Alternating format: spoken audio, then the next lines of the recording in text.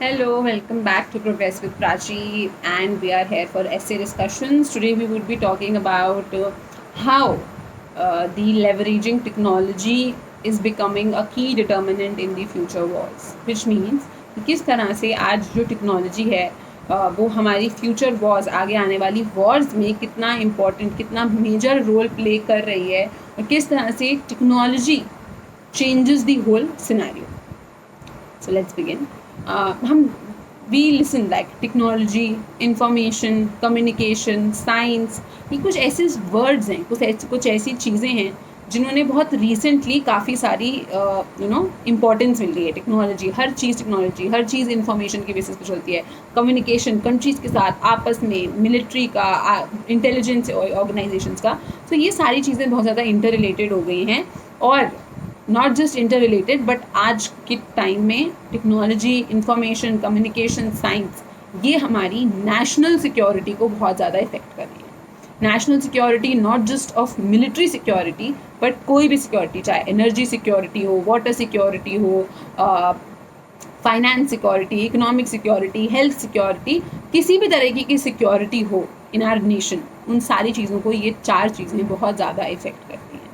Recently, our Chief of Army Staff, General Manoj Mukund Narwane sir, while commenting on India-China standoff, जब हमारा India China के साथ जो भी चल रहा था, उसमें उन्होंने बोला था कि कितनी हमको अगर हमें आगे आने वाली लड़ाइयाँ जीतनी है, if we want to win the future wars, it is very important we develop our technology. बिना टेक्नोलॉजी के लड़ाई जीतना, लड़ाई का सोचना भी is not a good step. Technology एक प्रोसेस है जो जिस प्रोसेस में जो मटेरियल वर्ल्ड को हम मैनिपुलेट करते हैं, हम चीज़ों को, सामान को, कंप्यूटर्स, एवरीथिंग को अपनी ह्यूमंस अपनी नीड के हिसाब से उसको चेंज करते हैं, मैनिपुलेट करते हैं. बट अब आप मैनिपुलेशन गुड डायरेक्शन में कर रहे हो या बैड डायरेक्शन में कर रहे हो, which means good technology, bad technology does not exist. What existed, आप उस चीज़ को किस पर्पज़ के लिए यूज़ कर रहे हो. न्यूक्लियर एनर्जी बनाई गई थी, न्यूक्लियर टेक्नोलॉजी डेवलप करी गई थी, उसका good use was electricity generation, but आपने उसको क्यों यूज़ किया, मिलिट्री डेटरेंस के लिए.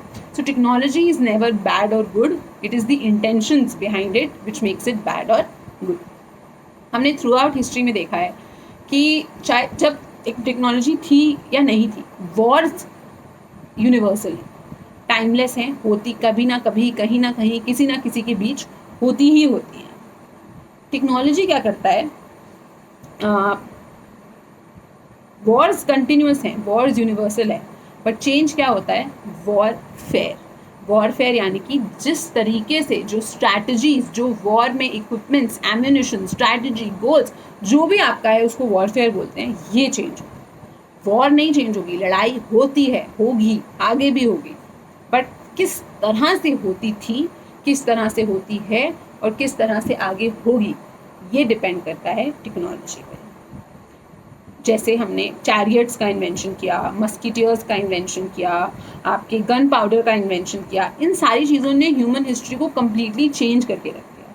इसी तरीके से जब वर्ल्ड वॉर 2 के बाद न्यूक्लियर आया, न्यूक्लियर एनर्जी आई, न्यूक्लियर पावर, हाइड्रोजन बॉम्ब आया, इसने एक लॉन्ग स्टॉपर दे दिया कि this is something like which will and everything.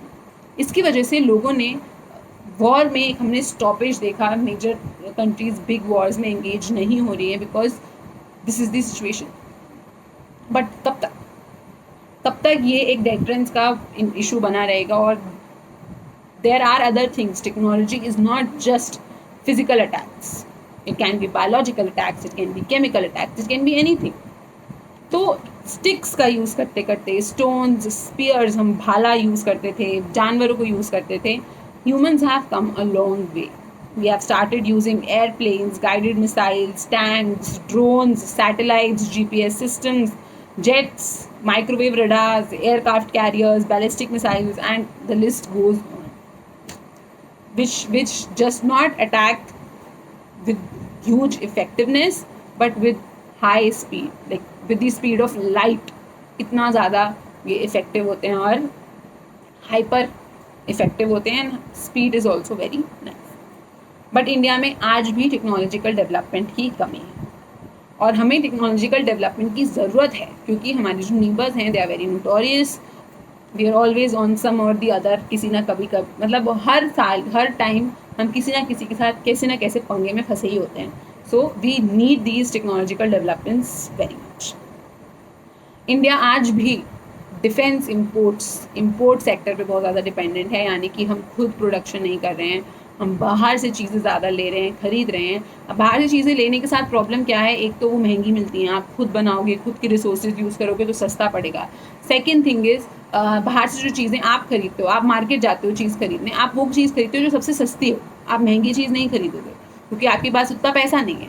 तो हम सस्ती चीज़ें खरीदते हैं, 10 साल बाद 20 साल बाद वो आउटडेटेड हो जाती हैं, उनकी जगह में 10 हाईली क्वालिफाइड थिंग्स आ जाती हैं. तो import is not a solution. आप खुद में अगर आप में कैपेसिटी होगी टू डेवलप दिस, तभी आपकी टेक्नोलॉजिकल डेवलपमेंट कंसिडर की जाएगी, अदरवाइज इट्स यूजलेस. बिकॉज आपने एक प्लेन खरीदा 20 साल बाद 30 साल बाद आप नहीं उसको फेंक सकते हो, आपने मिलियंस में खरीदा है वो प्लेन. और अगर आपने खुद बनाया होगा, सस्ते में बनेगा, आपके लोकल रिसोर्सेज यूज होंगे, आपके साइंटिस्ट, आपकी ह्यूमन पावर, आपकी mankind, everything will be yours, it will be cheaper.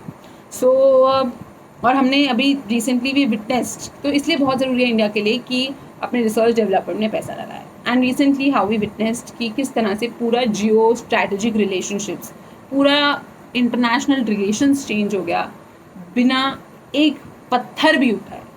गोली तो बहुत दूर की बात है, कोरोना की वजह से, कोविड-19 की वजह से, the whatever card China played, this Wuhan virus had actually changed the whole geostrategic situation. Every country is in bad situation. Her country किसी ना किसी चीज़ की वजह से सफ़र कर रही है, कहीं इकनॉमी है, कहीं हेल्थ क्राइसिस है, कहीं टूर, मतलब एवरीवेयर, बिना एक भी पत्थर हिलाए. सो इसके बाद तो ये और भी ज़्यादा इम्पॉर्टेंट हो गया है कि हम अपनी टेक्नोलॉजी को डेवलप करें, not just military technology but biological technology, chemical technology, every technology development is very necessary. Technology की वजह से ये जो वेपनरी है ये सिर्फ स्टिम्युलेट नहीं होती है, यानी कि सिर्फ बेटर नहीं होती है, बट टेक्नोलॉजी आपको इंफॉर्मेशन वॉरफेयर क्या होती है ना, इंफॉर्मेशन की लड़ाई. अब चाइना मुझ पर इंडिया पे अटैक करने वाला है. यूएसए की जो इन्फॉर्मेशन है, actually not just USA, Israeli ये जो इन्फॉर्मेशन है, इट्स वंडरफुल. मोसाद एजेंसी जो है, तो उनको पहले पता चल जाएगा आपको पता चलने से पहले. आपकी इंटेलिजेंस पता नहीं कर पाती है कि आप पता कर लेती है, बट थोड़ा सा डिले हो जाता है और उनको पहले पता चल जाता है. This is information warfare. अगर वो इन्फॉर्मेशन आपके पास टाइम पे होती तो आपकी वो कंट्रोल हो जाता है, बट वो नहीं हुआ. साइबर अटैक्स हमने देखा लास्ट कुछ एक साल में, हमने काफ़ी सारे साइबर अटैक्स देखे, किस तरह से चाइना पूरा सिस्टम को अपने हैक कर लेता है.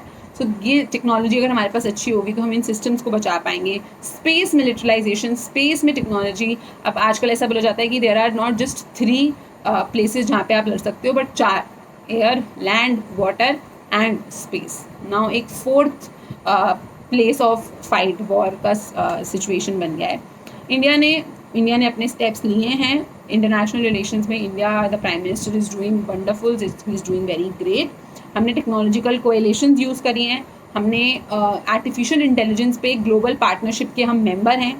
हम 5G टेक्नोलॉजी में अपना पूरा बेस्ट कंट्रीब्यूट कर रहे हैं. हमने क्वाड में, जो हमारा क्वाड्रिलेटरल है आपका Australia, Japan, India and USA का जो क्वाड ग्रुप है, इसमें हमने टेक्नोलॉजिकल एडवांसमेंट्स को यूज़ किया है. और हमारा जो मेक इन इंडिया मिशन है, आत्मनिर्भर भारत मिशन है, इसमें हम प्रमोट कर रहे हैं to make things indigenously in India and rather than getting it from outside. These are certain steps which the government is doing.